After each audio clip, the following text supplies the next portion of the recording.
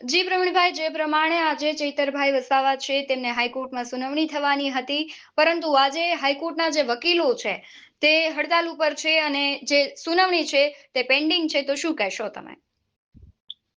ચોક્કસથી જે કઈ ઘટના આજે બની છે, વકીલો અત્યારે બધા હડતાલ ઉપર છે, એમના કારણે આજની જે સુનાવણી હતી એ અને ચાલક મંડળથી આજે નેક્સ્ટ ડેટ પર છે.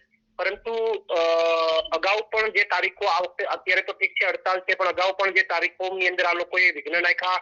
ઘણીવાર વકીલ બદલવાની સરકારની માનસિકતા, આવું બધું કરી અને લોકો વધારે પડતો સમય પસાર કરવાની જે પદ્ધતિ બીજેપી અપનાવી રહી છે, એમને વધુમાં વધુ ચેતર વસાવાને જેલમાં રાખવા છે, ચેતર વસાવાને માનસિક રીતે તોડવાનો પ્રયત્ન કરવો છે.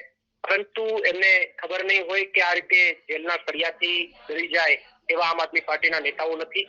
કદાચ ગમે તેટલી જેલો આવે છતાં પણ કઈ મજબૂતાઈથી ઉભા રહેશે અને જેટલા ચેતર વસાવા વધારે જેલમાં રહેશે એટલા જ વધારે લોકપ્રિય બનશે અને એટલા જ વધારે લોકોની સહાનુભૂતિ ચેતર વસાવાની સાથે ઊભી રહેશે. કારણ કે તમે ક્યાં સુધી જેલમાં રાખી શકો, તમે ક્યાં સુધી તમે તમારી જંજીરોથી બાંધી શકશો? અંતે સત્ય તો બહાર આવશે અને ચેતર વસાવા પણ બહાર આવશે.